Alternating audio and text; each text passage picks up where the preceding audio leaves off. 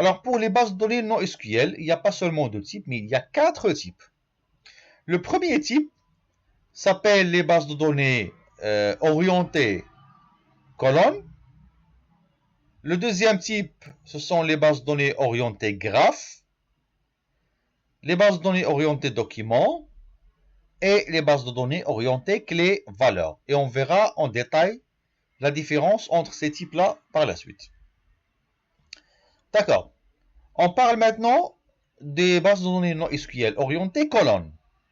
Et regardons maintenant, s'il vous plaît, la structure des bases de données non SQL orientées colonnes. C'est un petit peu la même chose que les bases de données relationnelles, avec quelques petites différences, comme par exemple l'existence qu'on appelle column family. Column family. C'est le principe de column family, c'est quoi?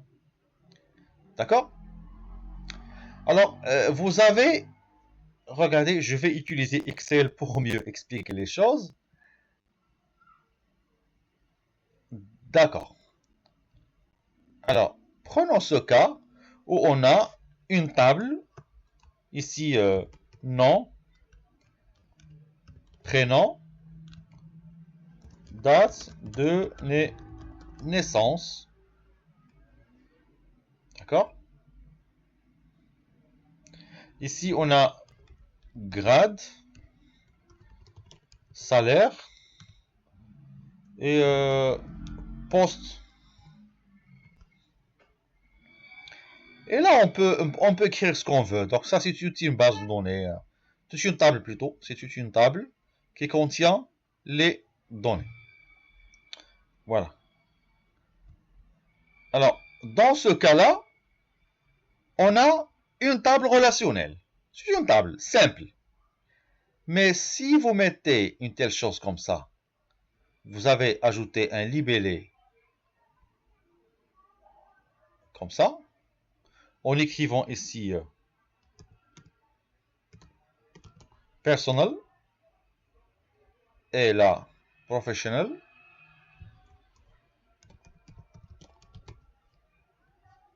Ah, j'écris des choses en anglais, des choses en français, mais c'est pas grave. Ça veut dire quoi ça? Alors ça, normalement, n'existe pas, cela n'existe pas dans les bases de données relationnelles. Alors, dans les bases de données orientées colonnes, il fallait savoir qu'un ensemble d'attributs se regroupe sous ce qu'on appelle une colonne family.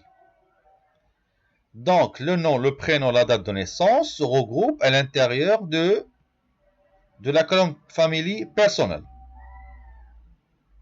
Grade, salaire, poste se regroupent dans une colonne family professionnelle. Et là, qu'est-ce que vous remarquez? Il n'y a pas d'ID. Donc l'ID existe à l'extérieur. C'est normalement le SGBD non SQL qui ajoute automatiquement les ID, les identifiants. Ok? Parfait.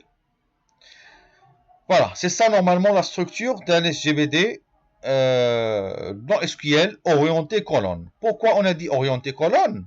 Parce que normalement, quand est-ce qu'on utilise ce genre de SGBD?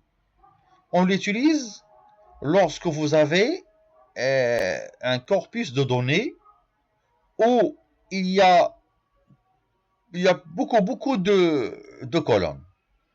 Quand vous avez plusieurs colonnes, vaut mieux de les regrouper sous forme d'un libellé. D'accord? Voilà, c'est ça normalement le seul cas où on utilise les bases de données orientées colonnes. Alors, une autre particularité des bases de données orientées colonnes, c'est quoi? C'est que normalement, ça c'est faux. Ce que j'ai écrit, c'est faux. Pourquoi? Parce que normalement, je dois commencer par la date de naissance. D'accord? Regardez, je vais corriger maintenant le problème. MNOP. Donc, P, c'est le dernier. Alors, les noms des champs doivent être triés par ordre alphabétique. Donc c'est ça encore une autre particularité de SGBD orienté colonne. Alors pourquoi j'ai dit que les champs doivent être, même ici je dois inverser les choses, comme ça, paie et salaire. Alors pourquoi j'ai dit qu'il faut, bien que c'est obligatoire, c'est pas pour nous, mais c'est le SGBD lui-même qui organise la liste des champs de cette manière. Alors pourquoi? Parce que puisque cette base de données est dédiée pour les données à plusieurs champs, ici on a seulement 6, et on peut avoir des centaines, des centaines parfois, 500, 600. Alors je dis la date de naissance, nom, prénom doivent être triés. Pourquoi trier tout ça? C'est parce qu'il y a plusieurs champs, et pour aller directement vers un champ, c'est pas la peine de faire une recherche séquentielle. 1, 2, 3, 4, et chercher d'une façon séquentielle, l'un après l'autre. Mais on les trie pour utiliser les algorithmes de recherche rapide. C'est pas le quicksort, c'est la recherche dichotomique. La recherche dichotomique, c'est une recherche qui est très très rapide. Et pour qu'elle marche bien, ce type de recherche, il faut que les données à chercher doivent être normalement doivent être triées. Donc c'est ça l'objectif. Voilà, donc c'est ça normalement la structure d'une table. Jusqu'à maintenant, ça se nomme pas une table, mais on peut dire une table. Par la suite, on va changer le nom. Voilà, reOK 1, reOK 2, reOK 3, et ainsi de suite. On a colonne famille A, colonne famille B, et ainsi de suite. Et à l'intérieur, il y a des quoi? Des clés valeurs. Clés valeurs, clés valeurs, clés valeurs. Alors, comme ceci. Clé valeur, clé valeur, clé valeur. Juste moi, j'ai simplifié les choses en mettant la clé au-dessus. Alors ensuite, voilà, ça c'est un exemple, encore d'une base de données orientée colonne. Alors, qu'est-ce que vous remarquez, s'il vous plaît? Vous remarquez qu'on a combien de lignes ici? En fait, on a 1, 2, 3, 4 et 5 lignes. Mais si vous voyez les reOKs, vous allez remarquer qu'il y a seulement 3 reOKs. 3 identifiants. reOK, c'est identifiant. 1, 2, 3. Là, maintenant, on a combien de lignes? En fait, on a seulement 3. 1, 2, 3. Seulement 3 lignes qu'on a. Mais c'est quoi ces données-là?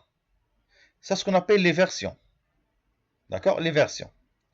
Donc, dans les bases de données orientées colonnes, lorsque vous modifiez, par exemple, un champ, prenons par exemple le nom Juvenal. Timestamp, c'est quoi? Ça, c'est un type de données qui signifie la date. D'accord?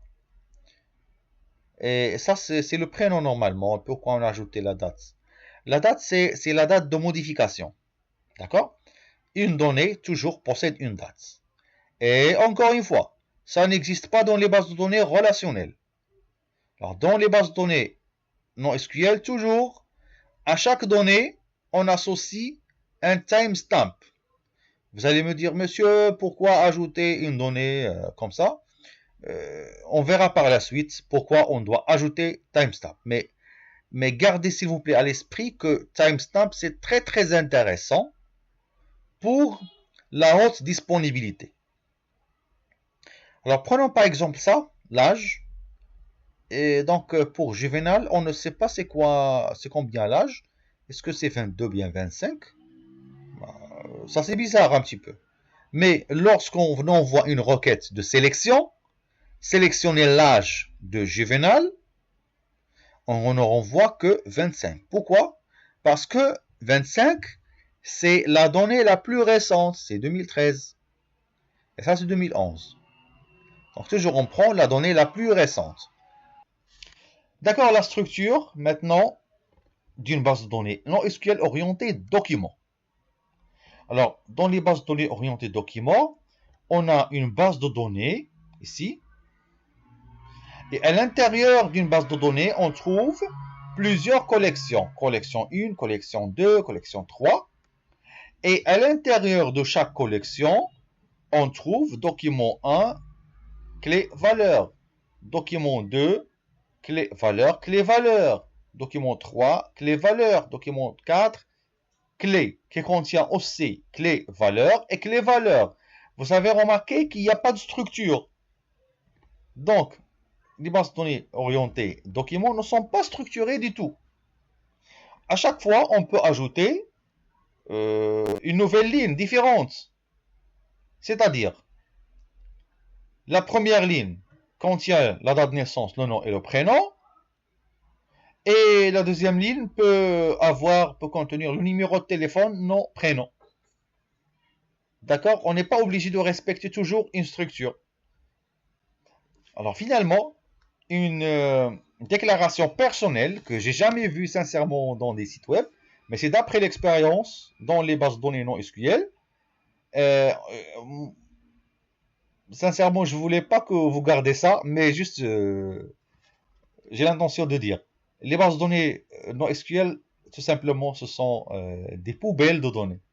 Oui, on peut dire que ce sont des poubelles de données. Oui, parce que lorsqu'on met des données en batch, des données massives, on ne s'intéresse pas.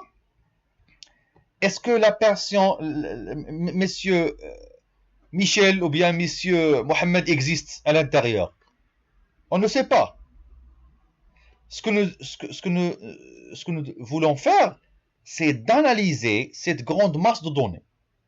Et pour analyser cette grande masse de données, il nous faut vraiment une capacité matérielle élevée.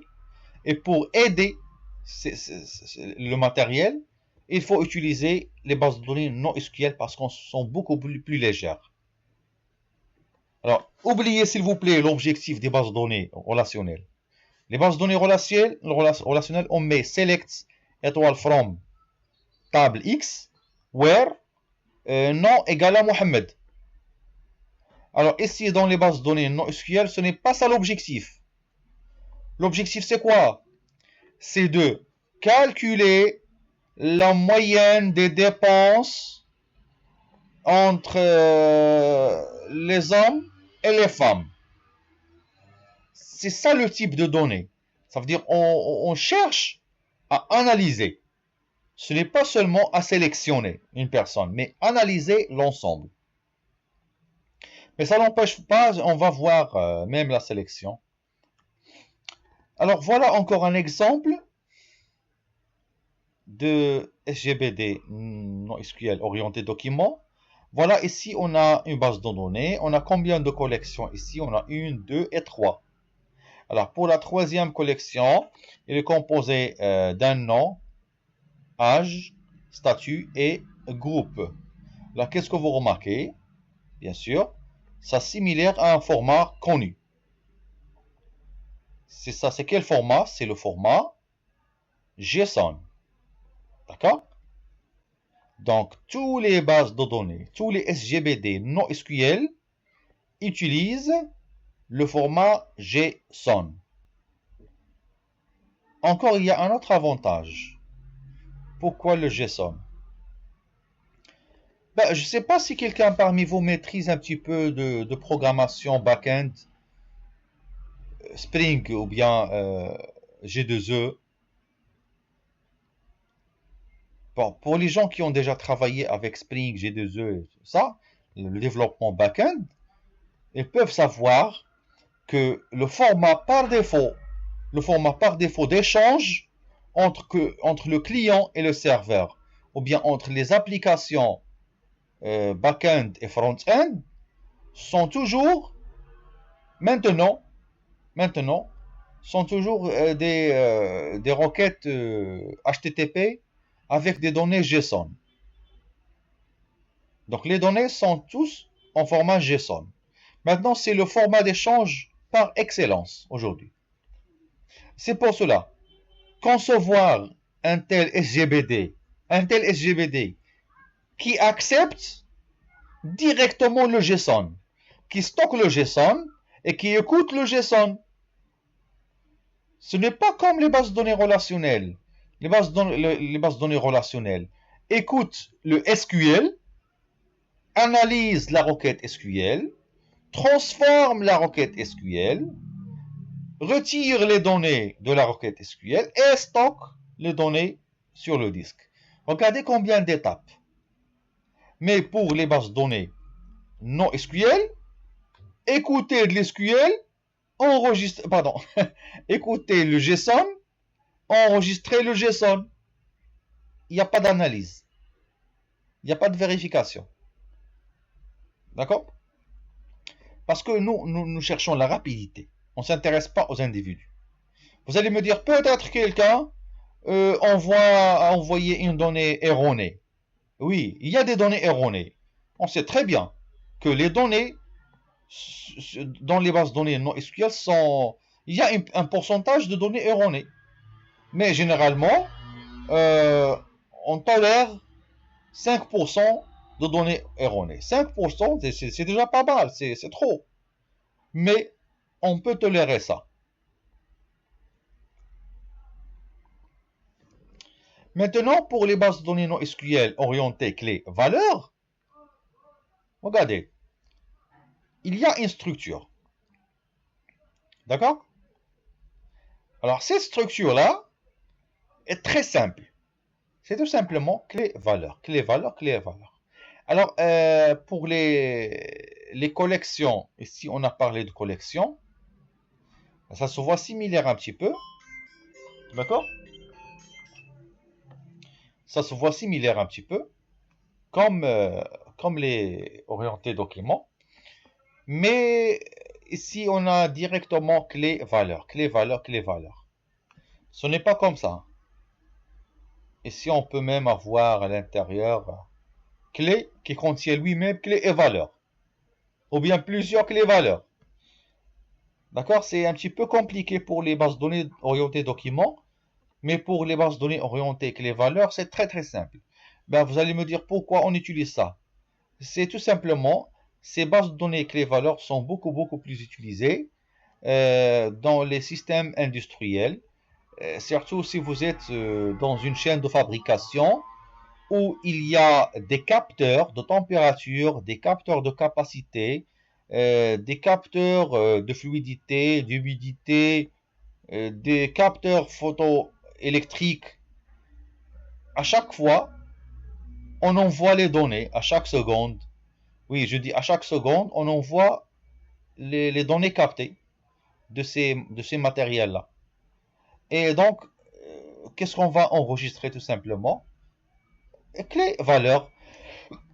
La clé, c'est peut-être la date et la valeur obtenue à une telle ou telle date. Pourquoi faire cela? Je vous donne un exemple.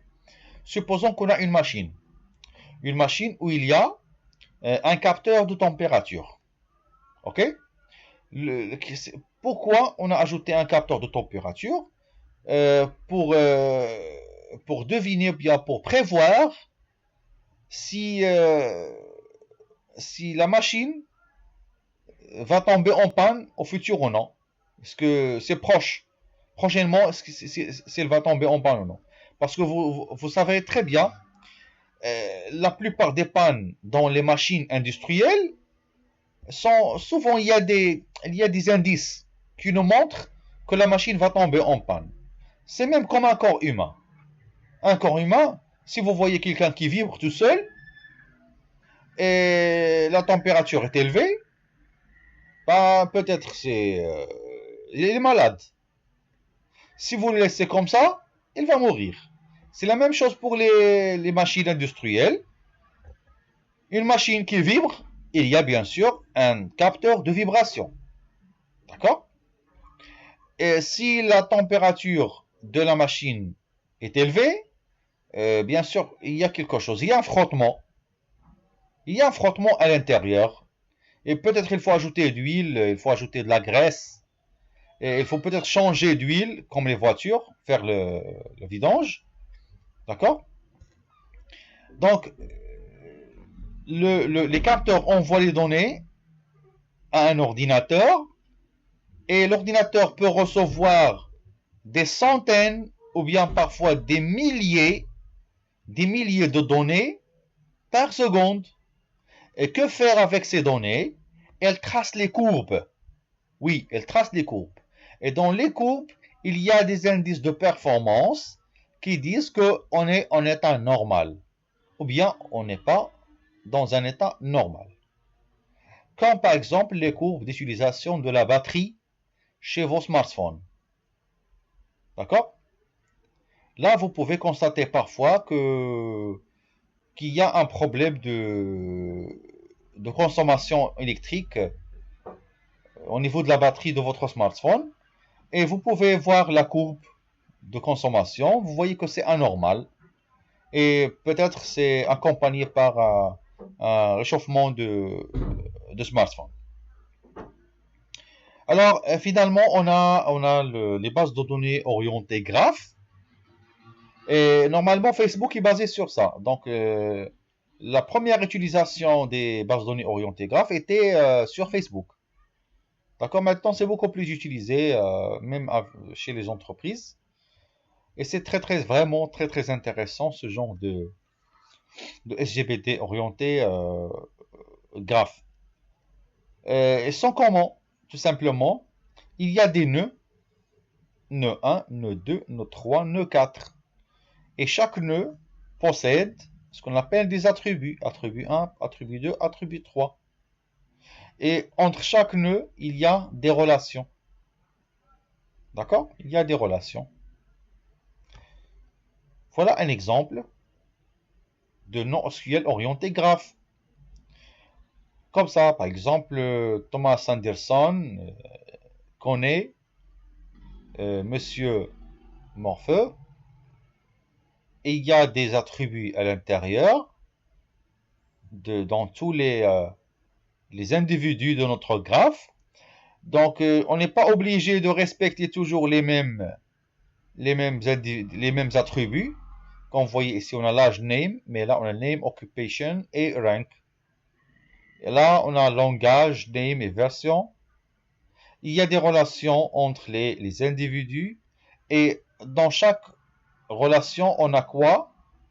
On a encore des attributs à l'intérieur d'une même relation. Même, j'ai dit, dans la relation, on a des attributs internes. Et sans oublier toujours, on a toujours la date de notification qui s'appelle le timestamp. D'accord? Voilà. On va voir ce SGBD à la fin. Alors, on peut parler maintenant de la notion de cluster. Et c'est quoi un cluster? Bon, s'il vous plaît, après 5 minutes, on va prendre une pause. D'accord? Notion de cluster. C'est quoi un cluster? Un cluster est un ensemble de machines interconnectées. Voilà, c'est ça. Plusieurs nœuds qui forment un cluster. Les données d'une base de données non SQL sont distribuées sur les différentes machines. Donc, on peut avoir les données distribuées ici. Mais comment distribuer les données, c'est ce qu'on va voir après.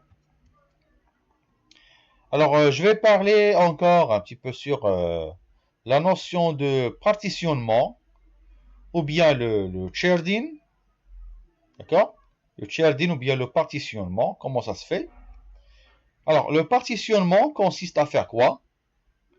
Consiste à découper une grande collection en fragments en fonction d'une clé et placer chaque fragment sur un serveur et maintenir un répertoire indiquant que telle clé se trouve dans tel fragment sur tel serveur. C'est-à-dire, vous avez ici plusieurs données. Je peux découper les choses là en fragments. Fragment 1, fragment 1, fragment 2 et fragment 3.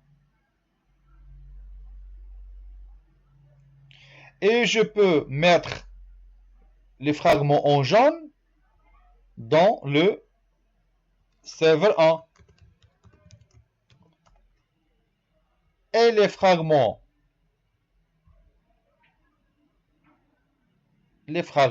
en bleu dans le serveur 2 et les fragments en 3, les fragments en ça c'est le marron, au marron dans le serveur 3.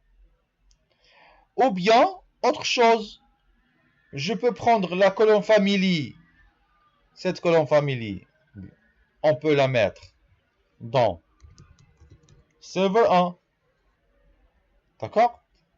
Et la deuxième colonne family dans serveur 2.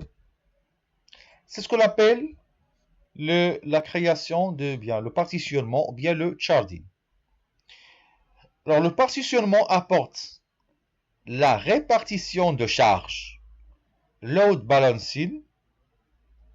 Il doit être dynamique, ajout, retrait de serveur, c'est-à-dire je peux ajouter un serveur, je peux supprimer un serveur sans aucun problème, pour s'adapter élastiquement. Donc notre cluster doit être élastique. Ajouter des serveurs, supprimer des serveurs sans aucun problème. Alors, elle s'applique à des collections de paires clés valeurs aux valeurs et n'importe quelle information structurée. Alors, on parle un petit peu aussi de la clé de partitionnement. C'est quoi la clé de partitionnement? Je sais bien que vous pensez maintenant, vous avez commencé à dire si le serveur qui contient cette partition, cette partie-là, s'il tombe en panne, quoi faire? Oui, je vais répondre à toutes ces questions-là par la suite. Alors, c'est quoi la clé de partitionnement? La clé, c'est quoi? Il indique à quel fragment appartient un document. Voilà. Si un grand nombre de documents partagent la même clé, ils ne peuvent être que dans le même fragment. Cela veut dire quoi? La clé de fragment, c'est ça. Alors, je peux regrouper le 1 et le 2 dans une seule clé. Le 3 et le 4 dans une seule clé. Et ensuite, faire quoi? Enregistrer dans une table comme ça. Alors là, je vais mettre 1, 1 et 2 et 3. Voilà, c'est ça la clé de partitionnement. Et je peux dire dans la table de partitionnement que le 1 se trouve dans le serveur 1. D'accord? Le 2 dans le serveur 2. D'accord? Vous avez compris? Et le 3 dans le serveur 3. C'est la même chose. Alors, regardez. Regardez. Supposons que nous avons ici 5 serveurs. Nous avons un client qui demande une information. D'accord? Alors, il y a certainement un serveur délégué qui connaît toutes les informations sur notre cluster. Et le client doit toujours communiquer avec ce serveur afin de lui fournir l'information souhaitée. D'accord? Alors, le client envoie la demande au serveur. Le serveur consulte un annuaire. Un annuaire en posant la question où se trouve l'élément de clé 13. Supposons que le client a demandé l'élément de clé 13. D'accord? Alors, ce serveur doit consulter un annuaire. Donc, un annuaire, normalement, c'est chez lui, à l'intérieur du même serveur. Alors, dans l'annuaire, qu'est-ce qu'on trouve? On trouve déjà, par exemple, le 13 se trouve dans le serveur 2.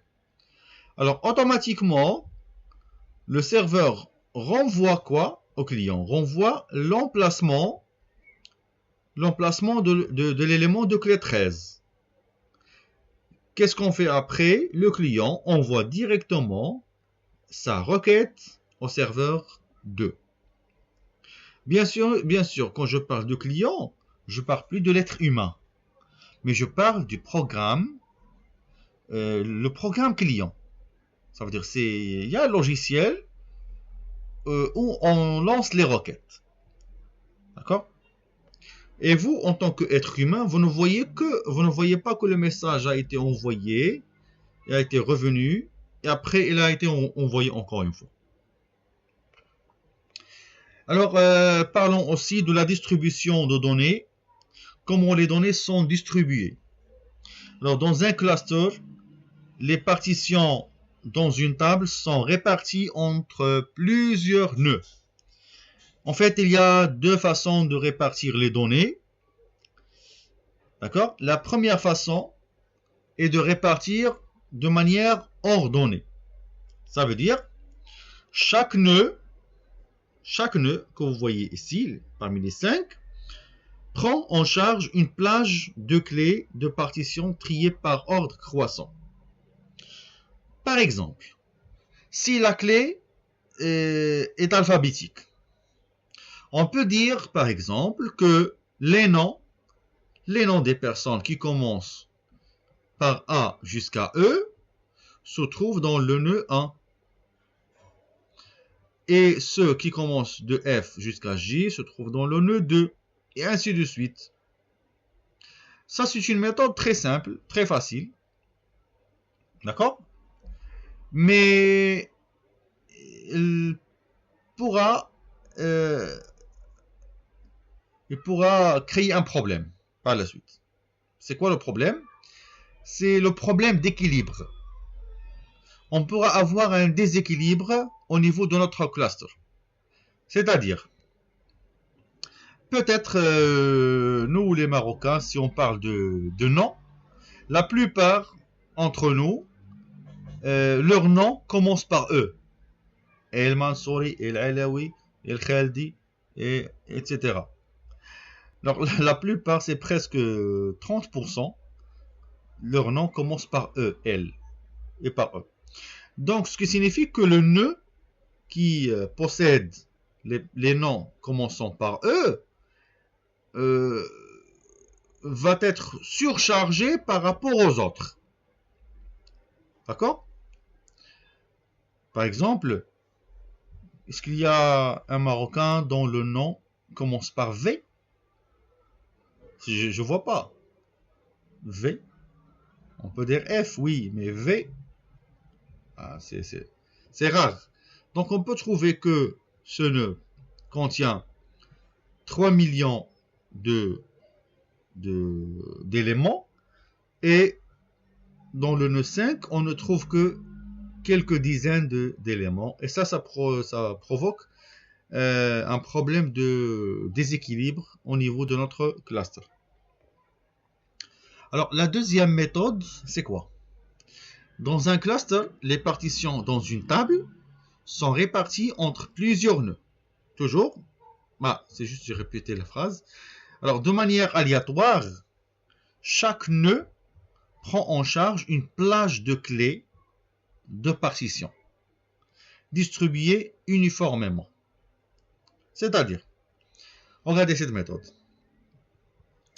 Alors, je suppose qu'on a 5 nœuds, d'accord? Et qu'on a un X, une valeur X. Alors, en fait, X, c'est quoi? X, c'est normalement, ici, qu'est-ce qu'on a pris? 2 à la puissance 127 moins 1. Et pourquoi ça? Regardez l'explication. Si on prend le hash MD5, vous savez c'est quoi le hash? Ou bien la fonction de hachage. La fonction de hachage,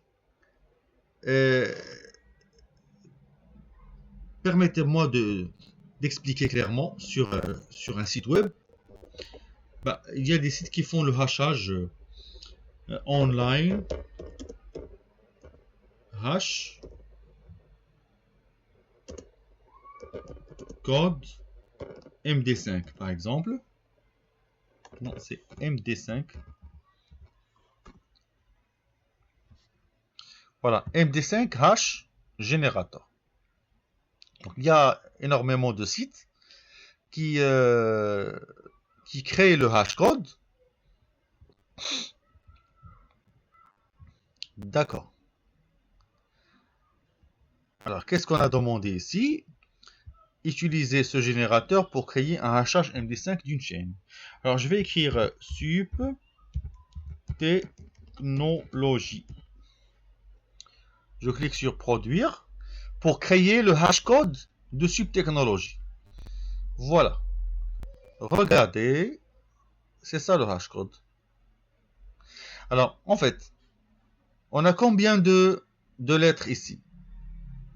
Alors, vous pouvez compter, hein, donc je ne peux pas compter tout ça. Mais généralement, il y a un N caractères.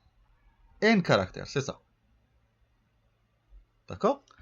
Je peux le prendre dans un bloc notes. Voilà, c'est ça. Alors, je peux encore écrire, par exemple, une autre chaîne, Maroc. Regardez le nombre de caractères de subtechnologie, c'est beaucoup plus que Maroc. Et le hashcode, c'est ça.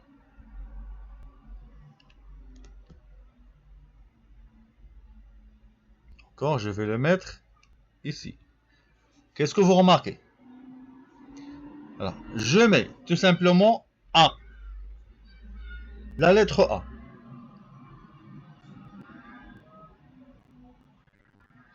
On a ce hashcode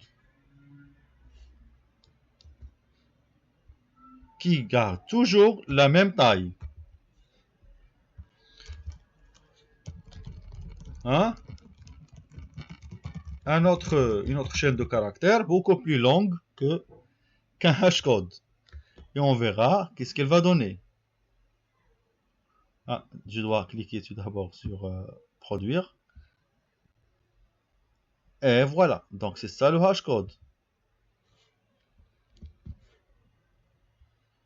Ça c'est peut-être c'est similaire au code de recharge. Alors qu'est-ce que vous avez remarqué? Que le hashcode, c'est quoi? C'est une chaîne de caractères. Mais en fait, si on agrandit un petit peu pour mieux voir, cela ressemble à quoi? Pardon.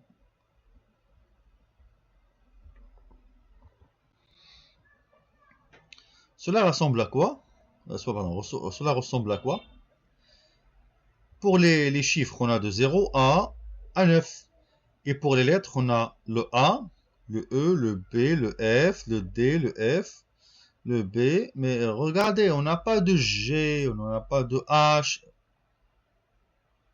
on n'a pas de Y, de X. Pourquoi?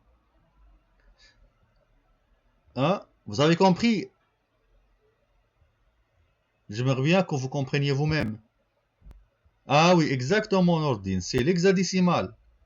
Et quand je dis hexadécimal, on peut normalement, il y a sa version en binaire. Qu'est-ce qu'il a dit? Vous êtes à court d'espace disque. Attention. Il me reste combien? Ah oui, 1 giga, presque. Donc, je dois nettoyer ma machine. Voilà, vous avez compris maintenant c'est quoi le hashcode. C'est un code qui permet de transformer n'importe quelle chaîne de caractères, quelle que soit sa taille, en un code normalisé. D'accord? On a un code normalisé qui a la même taille. D'accord? Qui a la même taille. Alors, finalement, on peut dire qu'il y a une valeur minimale pour ce code-là et une valeur maximale. Donc, la valeur minimale c'est quoi? C'est ça. C'est quand tout est à 0. Et la valeur maximale, c'est quand tout est à f. C'est ça la valeur maximale. Et on a le nombre de cas, le nombre de codes entre le premier et le deuxième. Je ne sais pas combien. 1, 2, 3, 4, 5, 6, 7, 8, 9, 10, 11, 12, 13, 14, 15, 16, 17.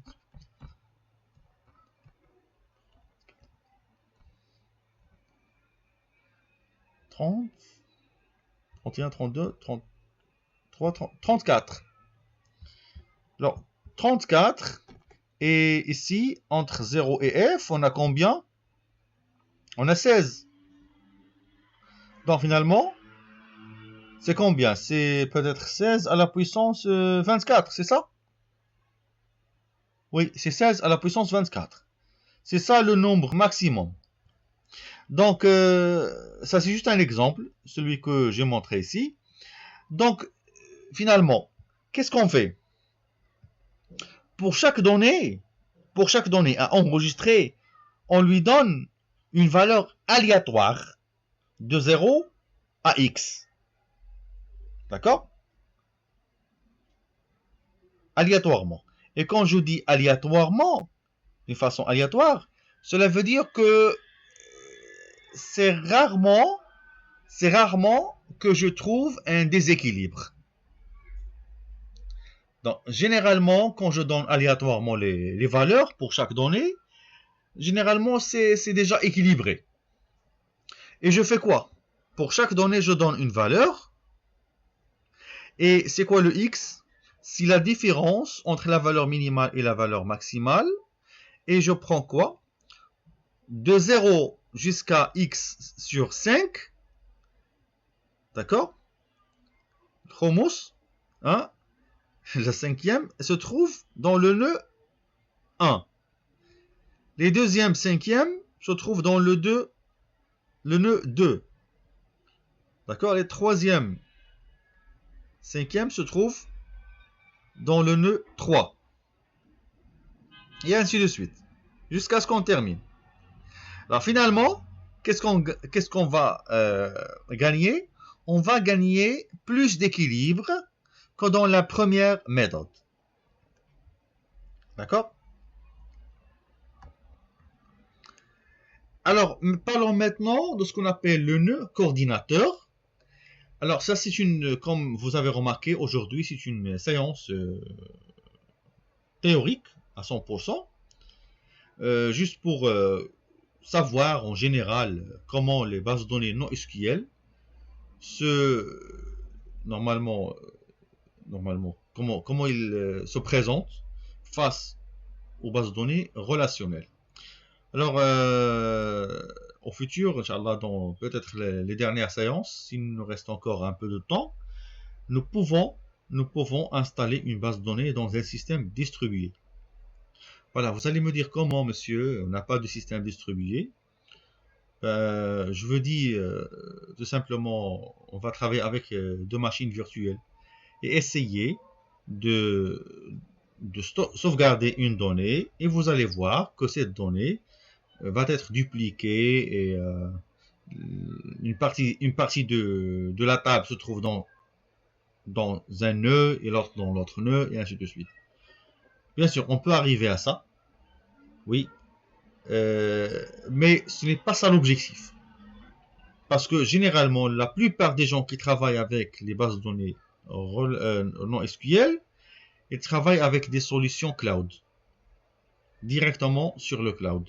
Et quand je parle de cloud, déjà l'environnement est bien configuré, il y a plusieurs machines. Vous ne voyez qu'une seule machine, mais en réalité, derrière, il y a plusieurs machines qui marchent. Alors, je répète, pour le nœud coordinateur, dans un cluster, les partitions dans une table sont réparties entre plusieurs nœuds. Il y a deux façons de répartir les données. Une architecture sans maître-esclave garantit l'absence de points uniques de défaillance. C'est-à-dire, si vous avez une architecture sans avoir un maître, ça veut dire un nœud maître, garantit l'absence de points uniques de défaillance. Parce que si vous avez un cluster où il y a un nœud maître, il suffit d'attaquer le nœud maître et tout le cluster va être en panne. D'accord? Il faut juste attaquer le nœud maître. Par contre, pendant la durée d'une requête, lecture ou bien écriture, le client fournit toujours une clé de partition. Alors, quand vous voyez toujours dièse, ça veut dire une clé de partition. Le nœud qui reçoit la requête ne l'exécute pas nécessairement en local, car le hash de cette partition ne tombe pas forcément dans la plage de hash, comme on a expliqué, dont il est responsable. Donc, il va rediriger cette requête vers un autre nœud du cluster responsable de ces données. Dans ce cas-là, il jouera le rôle de nœud coordinateur pour la requête actuelle. Alors finalement, ici, généralement, dans la plupart des cas, on n'a pas de nœud coordinateur. Chaque nœud recevant une requête est appelé provisoirement un nœud coordinateur. Et peut-être maintenant, le nœud 1 est le nœud coordinateur. Dans la requête suivante, c'est le nœud 2 qui est le nœud coordinateur. Donc on n'a pas toujours un point de défaillance. À chaque fois, le nœud coordinateur se change. Voilà, comme par exemple dans cet exemple-là, où est le nœud coordinateur? C'est ça. Quand j'envoie une requête, qu'est-ce que je vois? Dans le nœud, la requête contient quoi? Un code, bien une clé. Donc la clé peut-être est égale à 25. Et on sait très bien qu'en 25 existe ici, existe dans le nœud 4. Qu'est-ce qu'on fait? Lorsque le nœud reçoit le 25, le code 25, qu'est-ce qu'il dit? Il ne cherche pas à l'intérieur parce qu'il sait très bien sa plage de données. Le nœud 1, c'est entre 0 et 5. Ou bien entre 0 et 10. D'accord? Il sait très bien qu'il ne possède pas de l'information. Il renvoie la requête vers le nœud suivant. Le nœud suivant, peut-être il ne possède pas de l'information. Rapidement, il ne cherche pas. Il vérifie juste la clé cherchée et la plage. Par exemple, ce nœud-là, sa plage est entre 10 et 15. Et nous cherchons 25. Automatiquement, rapidement, il passe vers le suivant. Lui aussi passe vers le suivant jusqu'à ce qu'on trouve la plage le nœud qui possède la plage adéquate. Ok? Alors, je peux citer quelques exemples de SGBD non SQL. Alors, je cite essentiellement les valeurs. On trouve généralement les deux célèbres Redis et Riak. D'accord? Malheureusement, on ne va pas voir ça parce que si vous comprenez le reste, ça sera beaucoup plus facile pour ces deux. D'accord? Et pour les SGBD orientés colonnes, on trouve généralement HBase et Cassandra. Et pour les orientés documents, on trouve MongoDB, le célèbre MongoDB maintenant. Plusieurs sociétés ont commencé à l'utiliser. Et CouchDB. Mais je vois que Mongo est encore beaucoup plus développé que CouchDB. Et pour les SGBD orientés graphes, on trouve généralement Neo4j et Infinite Graph. D'accord? Et là, nous allons voir Neo4j dans ce cours.